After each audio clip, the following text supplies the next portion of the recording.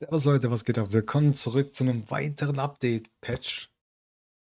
Ich habe noch keine Ahnung, was passieren wird, aber was ich jetzt hier schon sehe, sieht schon verdächtig aus. Ich denke mal, die neuen Elements werden dabei sein, was auch immer alles dabei sein wird. Also das, was wir schon letztes Mal besprochen hatten, wird auf jeden Fall mit dabei sein und noch etliche andere Sachen. Also ich bin sehr gehypt. Ich hoffe, wir werden sehr viele coole Sachen sehen.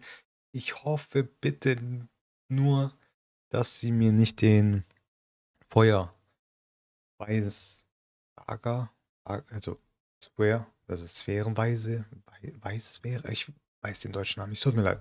Ich hoffe, dass sie mir den nicht nerven. Das andere ist mir völlig egal. Ich war gespannt auf die neuen Elements. Wir werden ja, glaube ich, die drei Spinnen sehen. Mal gucken. So, fangen wir einfach mal oben an. Ich habe, das Lustige ist, das Video kommt nach dem Stream. Also ich habe gestreamt von Freitag auf Samstag rein und habe jetzt nach dem Stream auf Discord gesehen, dass der Patch kommt und wollte direkt rein und direkt das Video für euch bereit machen, dass ihr Samstag morgens direkt aufsteht und schön das Video habt und direkt anschauen könnt. So, dann gehen wir direkt rein. Bevor ich aber noch kurz reingehe, wollte ich nur mal sagen, unsere Gilde sucht immer noch Leute. Also Bodenständig und Bodenständig 2 suchen immer noch Leute. Bewerbt euch gerne bei uns, kommt auf den Discord-Server. Über Abos freue ich mich auch immer und hilft uns, die Community größer zu machen und mehr Aufmerksamkeit in der deutschen, also zumindest im deutschen Bereich zu bekommen. So, jetzt gehen wir bei echt rein. Der Magier wird, also alle anscheinend, Base Speed. Okay, die Basisgeschwindigkeit Geschwindigkeit wird von 92 auf 93 erhöht. Okay, um einen mehr. Ist okay, ist jetzt kein großer Unterschied, aber cool. Musikkönigin auch. 93 auf 95. Okay, dann verstehe ich nicht, warum wir hier nur eins und hier 2 bekommen. Naja, aber ist okay, weil 93 ist schon sehr wenig für einen 5-Star. Was es schwierig macht, die als Speed Booster zu nehmen. Dann Eisenfaust, Wasser, Feuer und Licht. Base Attack Decrease, also die Basisangriff wurde reduziert und der Basis-HP wurde erhöht. Okay, cool. Oh, interessant. Ich hätte jetzt erwartet, dass der Wasser-Söldnermutter genervt wird. Weil hier ist das nicht der Fall. Feuer und Dunkel. Basisangriff wird verringert. Basis HP wird erhöht. Okay. Sind aber eigentlich Death Units. Also ich weiß nicht, warum da die HP erhöht wird. Ja gut, kann passieren. Licht, Basisangriff auch verringert. Basis HP und Verteidigung erhöht. Okay. Anscheinend passt bei denen einfach die HP nicht. Deswegen haben sie das auch nochmal erhöht. Naja. So, dann Backswipe Light. Das müsste, glaube ich, der zweite Skill sein. 6-Sterne-Effekt. Wurde geändert von AP erneuern oder bekommen zu Verteidigung hinzufügen für 2 Runden. Also Verteidigung reduzieren mit einer 50% Chance. Also quasi wie die Wasser, glaube ich. Dann die Passive wurde reworked, wie man hier sieht, also bearbeitet. Gegner mit weniger Verteidigung haben eine 35% Chance auf einen Streifschuss, wenn Verbündete angegriffen werden mit höherer Verteidigung. Okay. Dieser Effekt stackt nicht mit mit ähnlichen. Und wenn du immer angreifst, heilst du die Verbündeten um 30% vom Schaden, den du austeilst. Und jeder Debuff, den du hinzufügst, hat eine 80 und später eine 100 Chance, auch auf andere Gegner hinzuzufügen. Okay, das ist cool. Das heißt, wenn man Defense Break macht, kann auch natürlich auf die anderen Gegner bekommen. Ist nicht schlecht, ist nett. So, dann sehen wir hier der Chirurg. Base HP erhöht, Base Verteidigung verringert. Okay. Die Passive wurde, glaube ich, geändert. Adjust the effect of recovery HP from only applying to allies with debuffs to applying to all allies. Okay. Also der Effekt, dass man nur die HP erhöht von Verbündeten, die einen Debuff haben, wird es jetzt für alle Verbündeten. Also alle Verbündete werden geheilt, wenn er drankommt als Passiv. Aber die Heal-Menge wird reduziert von 10% auf 5%. Okay, das ist fein. Das ist fair. Das ist fair. Dadurch kriegen halt jetzt alle Verbündeten 5%, anstatt nur die Debuffs hatten 10%. The effect of applying immunity from ally only applying to allies without debuffs applying to all allies. Okay. Immunität bekommen jetzt auch alle Verbündeten, nicht nur die keine Debuffs hatten. Okay, werden wir sehen, aber ich glaube, das wird schon krass. Die Fairies wurden reworked, okay. Edelweiß, Blessing, Water, also Wasser. Davor, okay, davor kennen wir, ja. Einfrierwahrscheinlichkeit erhöht sich um 10%. Nach einem verbündeten Angriff geht es auf Rund 0 wieder zurück. Jetzt wird es so sein, nach einem Angriff von einem Gegner erhöht sich die Chance um 10%, die Einfrierchance. After any ally attacks action, the freezing probability is hard. Okay, das heißt, wenn ein Verbündeter dann drankommt, wird es nicht mehr auf 0 reduziert, sondern einfach nur um die Hälfte von der Chance, die drauf ist. Das heißt, wenn dreimal der Gegner kommt, ist 30%, wenn dann ein Verbündeter drankommt, dann wird es reduziert auf 15%. Ist okay. Leaf Storm Tree, Effect Rate increased by 10%. Okay, die Fähigkeit bekommt einfach 10% mehr Accuracy, also ne, Effektrate, also Chance ist 10% höher, dass es erhöht wird. Oh, okay. Hier ist unser Sphärenweiser, aber nur der Wasser. Base-Angriff wird erhöht, Base-Verteidigung wird niedriger. Okay. Future Core, Damage increased by 25%. Okay, der Schaden wird um 25% erhöht. Ich glaube, das ist nicht wenig. Mal gucken, wird sich zeigen. Doppelklinge. Feuer. Effekt hinzugefügt. Am Anfang deiner Runde, also ist die passive wahrscheinlich. Am Anfang deiner Runde schmilzt du alle verbündeten Einfrierung und konvertierst oder transformierst, veränderst, was auch immer, in Heilung über Zeit. Und Change Effect up to Attack up. Effekt up to Attack up, okay. Also Effekt erhöhen wird auch zu Angriffs erhöhen. Könnte krass werden. Oh, die Barbaren, was da passiert. Baum und Licht, 6 Sterne-Effekt. Wurde von Effektresistenz, also Widerstand 20%, auf Critical Rate 15%. Okay. Ist nicht schlecht, weil wir kriegen dann 15% mehr Crit Rate. Ist auf jeden Fall nice. Definitiv. So. Die Puppen Künstlerinnen. Dream Touch, Waterfire, okay, alle. Aktionsbar, Absorption erhöht sich von 15% auf 20%. Okay, ist nicht schlecht. Feuer, davor, Enemies Target's HP Ratio will be the lowest HP Ratio. Okay. After the enemy's target's HP ratio will be swept with the ally with the lowest HP. Okay, also jetzt wird es einfach so gemacht, dass der gegnerische HP mit dem Verbündeten, mit dem niedrigsten HP einfach getauscht wird. Davor war es ja, dass es ausgeglichen hat und jetzt wird es einfach komplett ausgetauscht. Das heißt, wenn der Gegner so viel hat und der Verbündete so wenig hat, wird es einfach so gemacht. Es wird einfach getauscht. Das ist auch besser so, finde ich. Nightmare Dark. Add-Effekt. Oh, der Dunkle bekommt noch einen Effekt dazu. Immunität gegen Schlaf und die Effektrate von allen Skills erhöht sich um 20%. Oh mein Gott. Das wird hart. Das wird hart, Leute. Bombenmann. Feuer. Effekt hinzugefügt. 50% Chance, Angriff, einen zusätzlichen Gegner. Okay, man kriegt eine 50%ige Chance, zusätzlich noch einen Gegner anzugreifen. Und der Bombenschaden erhöht sich um 10%. Das ist fein. Das ist fein. Weil der Feuerbomber war nicht so präsent. Also Wasser und Baum sind super. Wirklich. Müsst ihr spielen. Baut sie, sind super gut. Aber Feuer war ich noch nicht so begeistert. Aber mal gucken, ob das was bringt. Wir werden sehen. Oh, die Ingenieure. Oh, die Robos. Was passiert? Leader Skill. Licht von Arena. Speed Leader zu Arena. Effekt. Genauigkeit Leader. Oh, okay. Ja, der war schon ein bisschen OP damit. Bei Dark. Arena Defense zu Speed Leader. Oh, der Dark wird jetzt zu Speed Leader. Oh.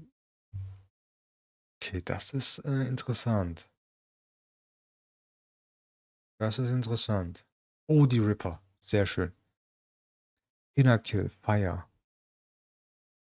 Base Activation Chance increase from 20% to 25%. Okay, das ist cool, weil man benutzt den ja auch im Gildenboss dann hier Baum sehr gerne. Also falls ihr den habt, baut den. Ich habe den leider immer noch nicht auf meinem Main, sonst würde ich den spielen.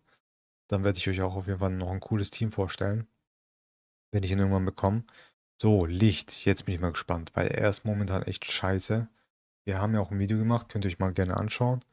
Ich habe den getestet auf etliche Versionen, mit welchen Bauteilen auch immer. Es hat nicht so geklappt, wie es sein sollte. Und jetzt mal gucken, was passiert. Kilomatik der Skill, genau der, um den geht's. Die Erscheinung von verschiedenen Items ist mehr in Linie mit dem aktuellen Stat to increase the stability of the skill. Okay, das ist genau das, was ich meine. Es war noch viel zu viel RNG dabei, weil man hat sich auf Stats priorisiert und es wurde trotzdem noch andere Items immer rausgeschmissen, was halt überhaupt nicht gepasst hat. Deswegen, es war komplett random. Es hat nicht so gut funktioniert. Ich hoffe, dass es jetzt funktioniert. Bedeutet, wir werden nochmal testen und gucken, ob es jetzt besser wird. Dunkel. The Lifesteal Effect increase per Stack increase von 10 to 20. Okay, also Lebensraubeffekt pro Stack erhöht sich von 10 auf 20%. Ui, das wird auch schön. Oh, Spider. Es sind ja 5. Es sind ja doch 5. Es gibt ein Feuer und es gibt ein Dunkel. Oh mein Gott. Okay, aber alle haben den gleichen ersten Skill. Brauchen wir gar nicht drüber eingehen. Haben wir ja schon ein Video gemacht. Falls ihr jetzt noch nicht gesehen habt, könnt ihr gerne nochmal anschauen. Burrow hatten wir auch. Wasser hatte das. Haben wir auch schon gesehen. Okay, Fire und Dunkel haben einfach auch den gleichen Skill. Okay, bin sehr interessiert. Das heißt einfach, die graben sich ein, sind für 2 Runden einfach weg. Man kann sie nicht targeten und heilen sich 30% HP pro Runde. Aber die verlassen automatisch diesen Zustand, wenn kein Verbündeter mehr dabei ist. Okay. Lace Rate hatten wir auch schon bei Baum und Licht. Okay, das ist Skill 2. Regenerative Armor hatten wir auch. Healing über Zeit, 2 Runden, Death Up. Okay, so jetzt Feuer. Sehr interessant. Feuer, sein dritter Skill. Das wird jetzt interessant. Mal gucken. Attack which would otherwise kill you. Oh, you will be prevented and you will automatically cast Burrow if you are underground at the end of the enemy's turn. There's a 20 bis 30% chance to attack the enemy in the plane of one turn stun. Oh mein Gott, okay. Das hört sich interessant an. Das ist quasi wie Feuerratte oder Feuermagier. Das heißt, wenn man einen Angriff bekommt, der normalerweise einen töten würde, benutzt man den zweiten Skill, Burrow, man gräbt sich ein und es wird 2 Runden einfach weg, kriegt HP, voll geil.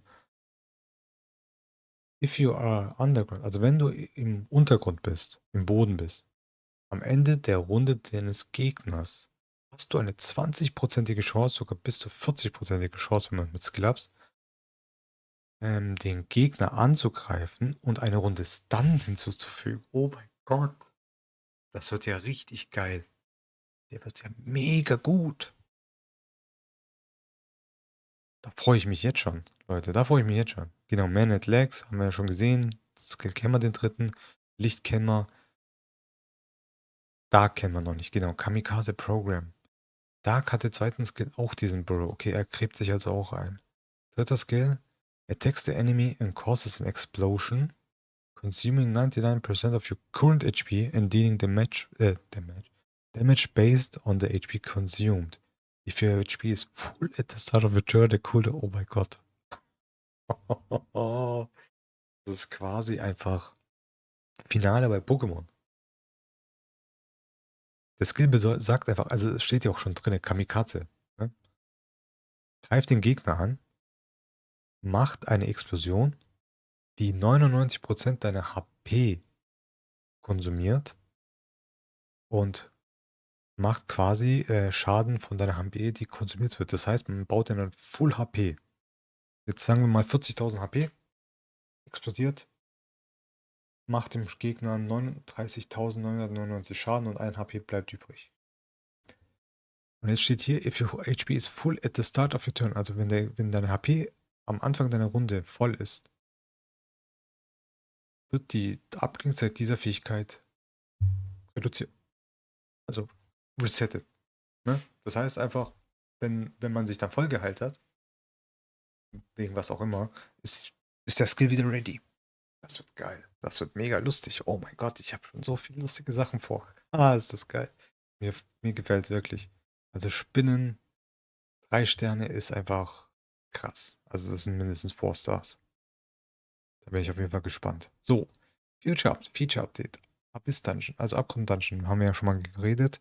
Attack Power, also die Angriffskraft von allen Bossen, wird reduziert bei 10% zu 20%. Wahrscheinlich, also geschätzt. Mal gucken, wie viel es am Ende sein wird. Der Schaden, der durch Rache-Skills auf allen Bossen wurde um 10% reduziert. Auch gut. Also das heißt, dann, wenn dann ein Balken abgezogen wird, dieser Racheangriff, macht einfach 10% weniger Schaden. Das ist super gut, weil die Bauteilanforderung momentan ist einfach viel zu hoch. Radiator. Nee, sorry, tut mir leid. Abyss Dungeon.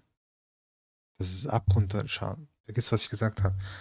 Abgrundschaden, Dungeon. Das sind die ganzen, ne? Die ganzen unter Abgrunddinger da. Ihr wisst, was ich meine. Bei denen der Revenge, das ist, glaube ich weiß nicht mehr, wann das war. Naja, auf jeden Fall, okay, der Schaden von dem wird auf jeden Fall 10 bis 20% reduziert. Okay. Radiator, the number of attacks required to remove special status has been reduced from 32 attacks to 22 attacks. Okay. Feuer, die Menge von, also die Anzahl der Angriffe, die benötigt werden, um bestimmte Sachen zu entfernen, spezielle Statusse, wurde von 30 Angriffen auf 22 Angriffe reduziert. Beim Radiator. Feuer, die Menge der HP, die transferiert wird bei Lebenbrennung, Burn. Effekt wurde reduziert von 50 auf 30%. Sehr schön, weil es hat einfach viel zu viel Schaden gemacht. Für die meisten. Also nicht für die meisten, aber für einige, die neu anfangen mit denen zu spielen. Wasser, der Schaden, der durch Wasserbubble, also wegen der Wasserblase pro Runde, reduziert von 7 auf 4%. Und die Heilungsreduzierung von 100 auf 50%. Das ist gut. Man kann sich also jetzt in der Blase heilen. Zwar nur 50%, aber 50% sind 50%. Wasser-Eisschild macht jetzt 20% weniger Schaden, AOE-Schaden, wenn es gebrochen wird. Das ist auch nicht schlecht. Manche gibt es, die kriegen so viel Schaden, aber ist okay. Also sind kleine, gute Nerfs für die Abgrund-Dungeon. So, jetzt kommen wir zum Mental. Sorry. Verwechselt. Mental Fortress. The drop by stage has been removed and the difficulty level has been added. Genau, darüber hatten wir ja schon geredet. Dass man pro Stage, also je Balken, den man besiegt, kriegt man normalerweise Schleifsteine, jetzt nicht mehr, sondern man bekommt jetzt nur für den Abschluss, aber dafür gibt es jetzt halt mehrere Schwierigkeiten. So, irrsinnig. Der Boss, Verteidigung und Effektgenauigkeit reduziert um 10% und die Geschwindigkeit ist reduziert um 10%. The drop is the same as the original version. Okay, the, the drop ist einfach genau gleich wie das Originale, wie es jetzt ist, aber er hat 10% weniger Genauigkeit, 10% weniger Verteidigung, 10% weniger Geschwindigkeit. Bin mal gespannt. Jetzt kommt Hard Schwierigkeit. Boss, also die Stats vom Boss werden auf jeden Fall reduziert, and the drop is better than the original version. Third Stage Failure. Ah, okay. Ist besser auf jeden Fall, wenn man nach der dritten Phase failt. Das heißt, wenn man 2 Balken weg hat und in der dritten Phase drin ist, das soll besser als diese Belohnung sein. Das heißt, wahrscheinlich, es werden keine grünen Belohnungen kommen. Also keine grünen Module oder wie die heißen auf Deutsch. So, Normal Difficulty. Okay, die Stats werden sehr krass reduziert und die Drop-Chance ist ungefähr so gleich wie die originale Version, wenn man die zweite Stage geschafft hat oder gefailt hat. Ich glaube, gefailt hat. Ja, okay. Das heißt, wenn man einen Balken geschafft hat.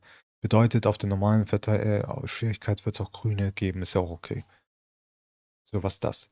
Fearful Phantom. The number of stacks has been reduced from. Achso, das ist auch so ein ekelhafter Debuff.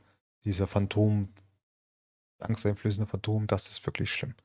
Die Anzahl auf Stacks, die wurden reduziert von einem zusätzlichen Stack für jede 7% auf HP, die fehlt, zu einem zusätzlichen Stack pro 10%, die fehlt. Okay, das wurde dann von 7 auf 10% erhöht. Okay, also man kriegt weniger Stacks auf jeden Fall. Bin ich mal gespannt. Mind Confused. The duration of the confusion effect has been changed from permanent to free turns. Okay, die Dauer vom Konfusion-Effekt wurde von permanent auf 3 Runden reduziert. Confusion sagt mir jetzt gerade nichts. Falls ihr es wisst, schreibt mal in die Kommentare. Ich wüsste jetzt nicht, was das sein soll. Vielleicht sind es auch die anderen. Ich glaube, das sind die anderen. Das ist nicht Wasser. Kann ich mir gut vorstellen. Arm of Might. The damage cost has been reduced from fixed total of 90% damage inflicted by the current attack power of the boss. Schaden, der ausgeteilt wurde gefixt.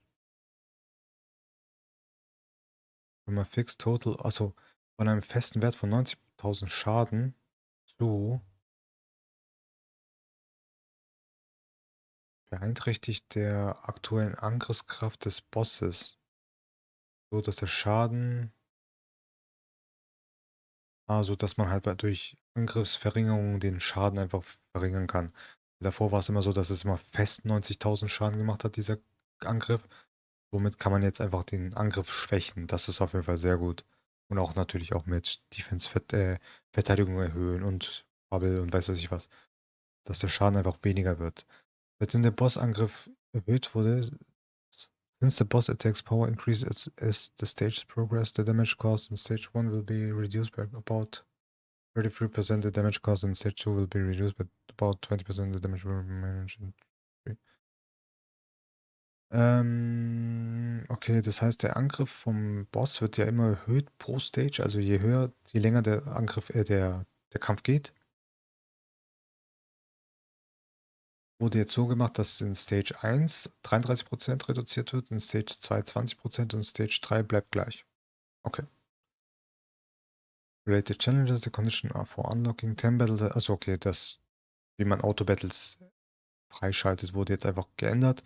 Und ich glaube von einer Minute jetzt auf 90 Sekunden und 20er auch von 90 Sekunden. Das heißt, wenn man die in 90 Sekunden geschafft hat in einem Auto-Battle, kann man dann die 10er und die 20er freischalten. So. Classic Arena. For players at Ruby rank and above, the base points gained from a successful attack are the same as the base points deducted from a failed attack. What? Ja. Spieler auf den Rubinrang und drüber. Die Basispunkte, die man bekommt für einen erfolgreichen Angriff, sind die gleichen. It's the same as the base points deducted from a failed attack. Also so wie ich es verstanden habe, ist es genauso, dass wenn man angreift und Punkte bekommt, ist es dann genauso wie wenn man verteidigt und Punkte bekommt. Irgendwie sowas, glaube ich, falls ich es falsch verstanden habe. Other ranks remain unchanged and the points gained from a single attack are still slightly higher than the points deducted from a failed attack. Okay. Ja, ich denke mal, das wird so sein. So, Team Arena. Endlich haben wir es. Battle Lobby. Die Battle Lobby kommt rein, Leute. Das heißt, wir werden bald ein Event starten. Heute schon mal. Es wird ein Team Arena Battle Lobby geben. Wann es passiert, wird sich zeigen in den nächsten 1, 2 Wochen, 3 Wochen vielleicht. Mal gucken. Seid gespannt, bleibt dran. Wir werden auf jeden Fall ein Event starten. You can create public or private lobbies, get friends with the cross-server function and unlock it after confirming the stability of the lobby. We will temporarily disable the cross-server function and unlock it after confirming. Weiß nicht, was für ein Cross-Server die meinen. Wahrscheinlich Europa, nicht Europa, Global und China-Server vielleicht, maybe. Vielleicht sowas. Naja. Event, Flash Event. Added a Flash Event about the Abyss Dungeon, which opens at the 7. Okay, es wird ein Flash Event eingestellt für den Abgrund Dungeon, welcher immer am 7. des Monats öffnet und für 5 Tage bleibt. Beinhaltet Belohnungen wie den Forster Bohne, 5-Star Bohne und sogar Dämmerer, also Leerem Dämmerer. Power Up, oh Gott sei Dank. Hier, Power Up. Now you can specify the target level you want to power when you in. Ja, okay. Man kann endlich entscheiden, auf was man power-upen will. Ob man auf 9, 12. Man muss nicht mehr mal im Dreier-Schritten erhöhen. Man kann endlich sagen, ich will es auf 12 haben. Punkt. You has been optimized and now you can more claim from the size of each subset value. A mark button has been added to the power-up panel. Okay, sehr geil. Man sieht dann jetzt auch besser die Substats-Werte. Okay, ich glaube, damit gemeint ist, dass man sieht, wie viel dann mal erhöht wird. A mark button has been added to the power-up panel. Okay, ein Markierungsbutton wurde hinzugefügt beim Power-Upen. Okay. Conversion amplification. The UI of the conversion amplification implements now you can more clearly see the changes in values before and after use.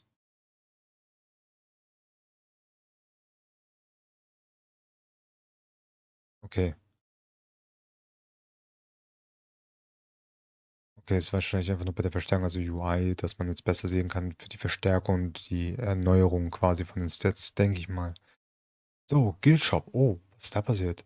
Neues Item. Guild Rename Card. Oh, wir können unseren Gildennamen ändern. Vielleicht werden wir bald German Host. Das wäre so lustig.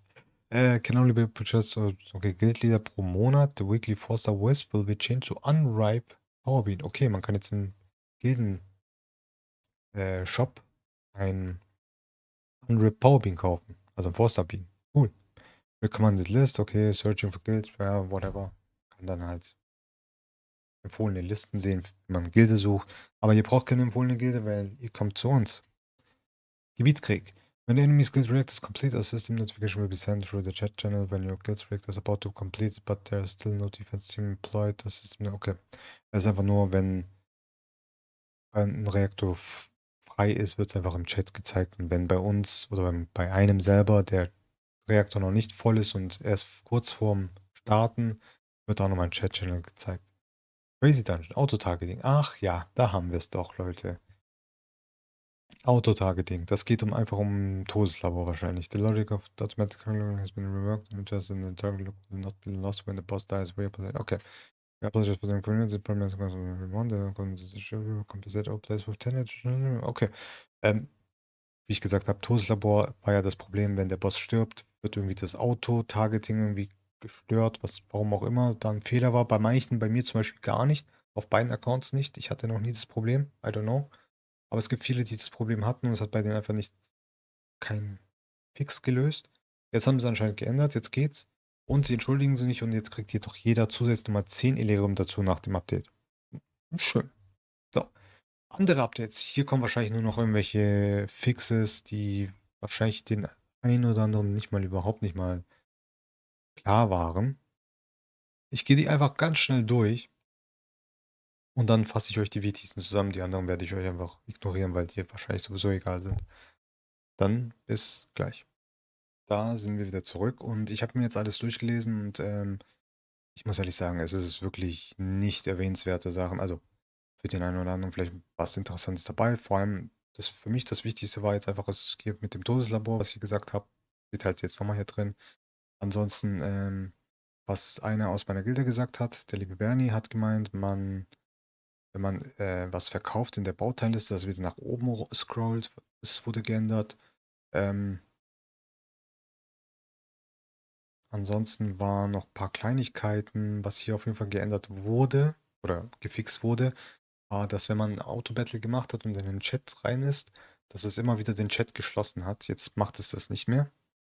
Ansonsten nur ein paar Kleinigkeiten bei einigen Monstern, beim Licht, Dr. Evil, bei Wasserfee, ähm, und beim Feuer Ripper. Der zweite Skill hat manchmal nicht ganz richtig gemacht. Ansonsten sind wirklich ganz kleine Fixes für Quality of Life, was vielleicht bei dem einen oder anderen vielleicht mal ein Bug war. Weiß ich nicht. Ich habe alles durchgelesen, ich keins davon jemals gesehen, bis auf das mit dem Chat und mit dem Territory, also mit Gebietskrieg, dass ähm, nicht das, wenn man die Türme aufgebaut werden, die Zeit einfach stehen bleibt. Warum auch immer. Manchmal muss man dann aus dem Gebietskrieg raus und wieder rein, aber das interessiert wahrscheinlich nur Guild-Leader, die die Türme aufbauen, weil sie dann gucken, ah, okay, der ist noch 40 Minuten. Ne, da, um Taktiken damit zu machen, ist halt sowas halt. Fällt wahrscheinlich auch dem normalen Gebietskrieg-Kämpfer auch gar nicht auf, dass da die Zeit stehen bleibt. Genau, und beim Gilden-Überlebungsboss ist anscheinend bei manchen Fähigkeiten der Schaden nicht erhöht. Warum auch immer. Das wurde jetzt auch gefixt. Also es kann sein, dass jetzt Bosse vielleicht mehr Schaden raushauen. Wir werden sehen. Ansonsten war es das eigentlich. Das wird auf jeden Fall ein sehr, sehr cooler Balance-Patch. Oder Patch allgemein oder Update, was man auch nennen möchte. Ich bin auf jeden Fall so gehypt, Leute. Also ich bin komplett auf die Spinnen gehypt. Das kommt, glaube ich, am 7. Ja. Nee. Nee, das ist der Release-Date von wann der Patch rauskam. Aber ich glaube, der Release der allgemeine Release-Update soll am Montag sein, wenn ich mich nicht täusche. Prove me wrong, also schreibt es in die Kommentare, wenn ich falsch liegen sollte. Ansonsten schreibe ich es in die Kommentare, mal gucken. Genau. Das sollte es auf jeden Fall gewesen sein. Ich hoffe, ihr seid so gehypt wie ich. Ich freue mich schon sehr. Ich werde auf jeden Fall versuchen, alle direkt zu bekommen, alle zu testen. Licht und Dunkel wird schwierig. Ich hoffe, ich werde den einen oder anderen bekommen. Wir haben jetzt zwei Accounts, auf denen wir gerade sparen. Wir werden summonen. Also, wenn ihr Bock habt, dass ich auch für euch beschwöre, kommt gerne in Twitch vorbei im Chat. Ich bin ja sonntags, montags. Also am Montag werde ich auf jeden Fall online sein. Deswegen, wenn der Patch draußen ist, werde ich um spätestens 17, 18 Uhr online sein. Also kommt vorbei. Wir werden gemeinsam beschwören und gucken, was die neuen Monster können. Wir werden sie wahrscheinlich dann noch bauen, je nachdem, wie viel Zeit wir haben. Aber Gebietskrieg machen wir am Montag und so weiter und so fort. Wir werden einiges testen, wir werden anderes und so weiter mal gucken. Genau. Auf jeden Fall, dann wünsche ich euch noch einen wunderschönen Samstag, ein wunderschönes Wochenende. Danke fürs Zusehen und wir sehen uns beim nächsten Mal. Bis dann. Ciao.